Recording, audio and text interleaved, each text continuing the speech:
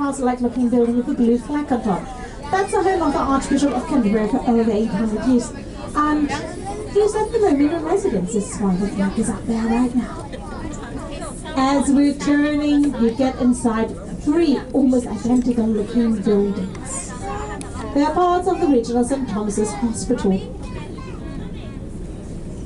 There used to be 7 of those. They were all named by the days of the week, Monday to Sunday, because the idea was if you fall ill on a Monday, you would go into the Monday ward. But quite often, the Saturday and Sunday wards were completely overcrowded, so that system didn't quite work that well.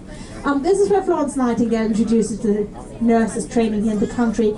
She basically introduced hygiene, you know, like washing your hands, cleaning after yourself, and well, this is many more things. Obviously, I don't want to undermine her.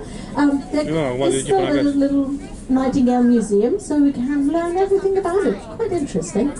Nobody was on anymore. So the other 4, which got bombed in the World War II, got replaced by this fairly ugly concrete building. Also now right-hand side. But now have another look to the left-hand side, the House of Parliament. You're probably all wondering about the Big Ben. Obviously you can't see much of this glorious building right now because it's all wrapped up in scaffolding. Anyway, even if the scaffolding wasn't there, you would have not been able to see Big Ben. Although people always call this tower, the clock tower Big Ben, that's actually not its name. The name Big Ben refers to the vast 14-pound bell, which sits inside the tower, which you can only hear usually on the full hour. But the scaffolding there at the moment repairs the Elizabeth II tower, named after current Queen Elizabeth. But don't worry, it takes about 4.5 years only to set it all back to normal. On the right hand side here we've got County Hall. This is a white building with a red roof. This used to be the GLC, the Greater London Council, until Margaret Thatcher demolished them completely, split them into different departments, and this building became vacant. Now it's been rented out by a Chinese businessman who bought the building, or Japanese businessman, apologies. And we've got in there a couple of hotels. We've got also in there the London Dungeons, the London Sea Life Aquarium, Shrek's Adventure, and the London Eye. All of these are attractions of the Merlin Entertainment Group. So I officially work for the Merlin Entertainment Group, which is the second biggest entertainment group after Disney. They own numerous sea lives around the world, all the Madame Tussauds, some other theme parks. Have a look now to your left-hand side. There's this modern building with the 2 arches. Captain Davis just checking that everything is okay. Don't let the water in. Why?